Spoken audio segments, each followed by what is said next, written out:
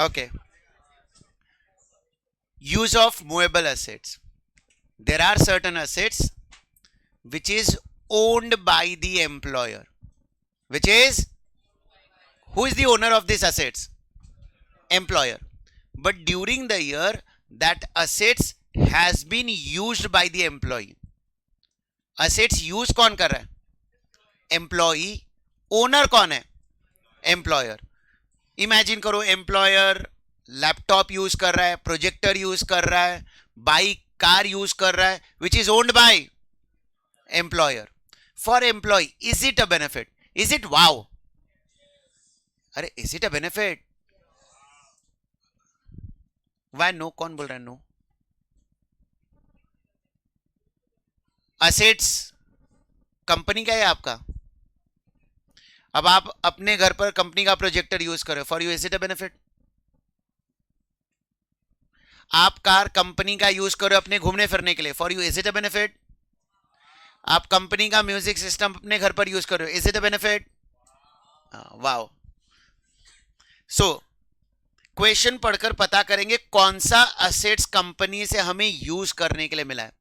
Whether the assets is computer laptop और assets is car or assets is any other assets other than computer laptop and car. बच्चों अगर during the year आपके employer ने आपको computer laptop दिया है तो understand in practical life majority companies अपने एम्प्लॉय को लैपटॉप प्रोवाइड कर रही है. किस पर्पस के लिए? ऑफिशियल वर्क के लिए. But understand being an employ वही लैपटॉप अपने पर्सनल पर्पस के लिए भी यूज करते हैं. अपना कोई पर्सनल डेटा है तो उसी में स्टोर करेंगे, कोई छोटा मोटा काम है उसी लैपटॉप से करेंगे. दो लैपटॉप कैरी करना इज अ डिफिकल्ट टास्क. तो अपना पर्सनल काम भी किससे कर रहे हैं? कंपनी के काम से. अब कंपनी के लैपटॉप से. अब ये पता कैसे चलेगा कि लैपटॉप कितना पर्सनल पर्पस के लिए यूज हुआ है, कितना ऑफिस के लिए? अंडरस्टैंड. याद करो last time telephone mobile bill paid by. किस पर्पस के लिए मोबाइल दिया था? ऑफिस के काम के लिए. बट उसी से हम पर्सनल कॉलिंग भी कर रहे हैं, बट वो बाइफरकेशन करना पॉसिबल ही नहीं है. इसलिए गवर्नमेंट ने उसे मजबूरी में क्या कर दिया?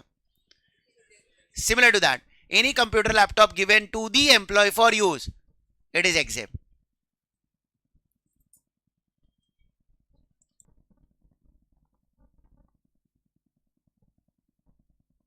क्या हो गया सर? यहां पर वायरलेस नहीं लाता सर.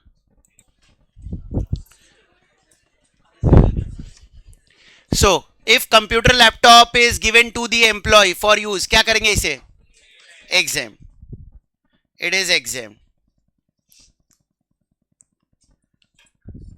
Next car.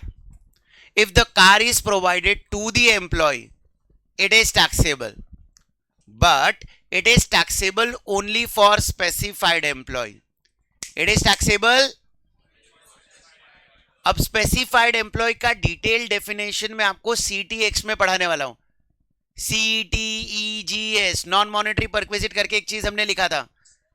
अब फॉर द टाइमिंग इसको ऐसे याद रखो ना, हाई क्लास ऑफ एम्प्लॉय होंगे ना उसको स्पेसिफाइड एम्प्लॉय बोलेंगे. So car facility is taxable to high class of employee. तो अभी उससे रिलेटेड प्रोविजन मैं नहीं सिखा रहा हूं. तो सर अगर पढ़ाना नहीं था तो अभी लिखा क्यों? अंडरस्टैंड. जब आप अदर असेट्स पढ़ो ना तो आपके माइंड में ये क्लियर होना चाहिए, other assets do not include car computer laptop. Other than car computer laptop any other assets given to the employ it is benefit and it is taxable. तो समझो 1 लाख का म्यूजिक सिस्टम तुम्हें provide कर दिया company ने. Everyone, what will be the taxable amount? 1 lakh. Understand. 1 lakh बोलना गलत हो जाएगा. क्यों गलत हो जाएगा? समझो तुमने 1 महीना काम किया, कंपनी छोड़ दिया, कंपनी तुमसे वो असेट्स वापस ले लेगी. तो मैं 1 लाख पर टैक्स क्यों भरूं?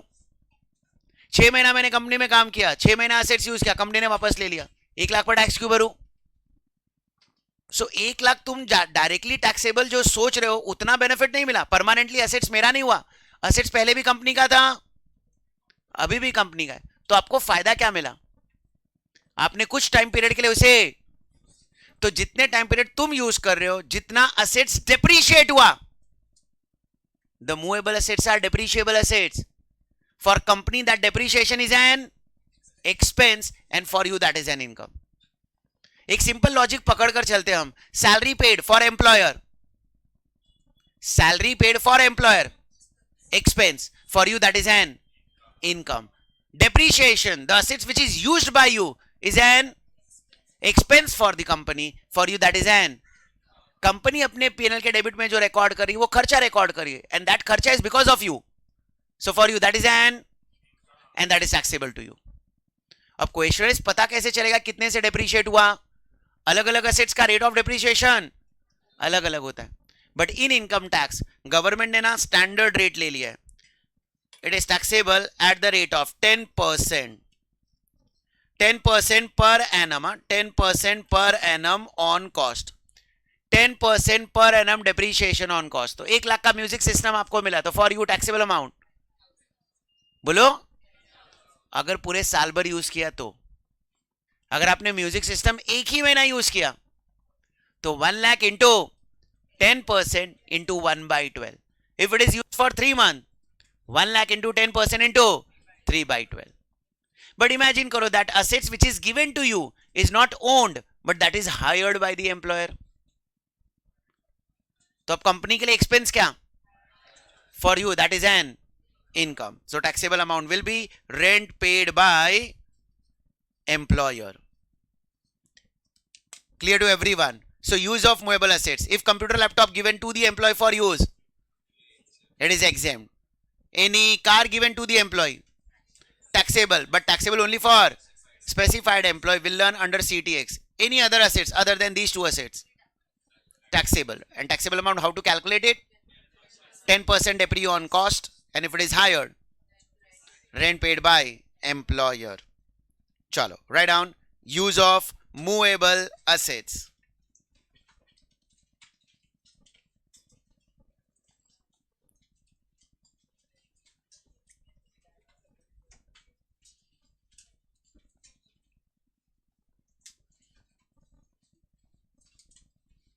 Write down use of movable assets.